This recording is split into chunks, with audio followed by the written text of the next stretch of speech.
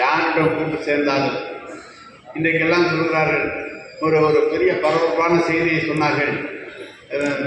நடிகர் விஜய் அவருடைய கட்சியில் நடைபெறுகிற தொடக்க விழாவில் நம்ம பிரசாந்த் கிஷோர் வந்து பார்க்க போகிறாரு, பேச போகிறாருலாம் சொன்னாங்க.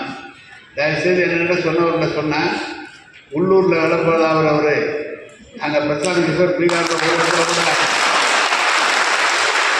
டெபாசிட் கூட வரல, தனியாக நின்னார்.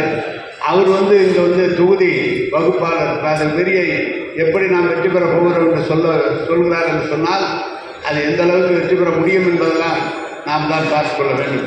ஏற்கனவே திராவிட முன்னேற்ற கழகத்திற்கு அவர் பணியாற்றினார். இன்றைக்கு மாற்றுக் கட்சிக்கு சென்று பணியாற்ற சென்றிருக்கிறார்.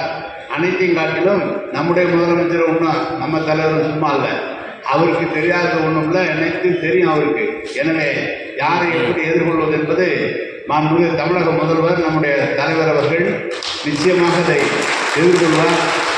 அவர் சொல்லுகிற வேலையை நாம் செய்து கொடுத்தாலே போதும். அவர் என்ன கட்டளை எடுக்கிறாரோ அந்த கட்டளையை நாம் செய்து கொடுத்தாலே திராவிட முன்னேற்ற கழகத்தை மிகப்பெரிய வெற்றி பாதைக்கு நம்முடைய முதலமைச்சர் அவர்கள் கொண்டு செல்வார்கள் என்பதை மாற்றம் நான் இப்போது சொல்ல விரும்புகிறேன்.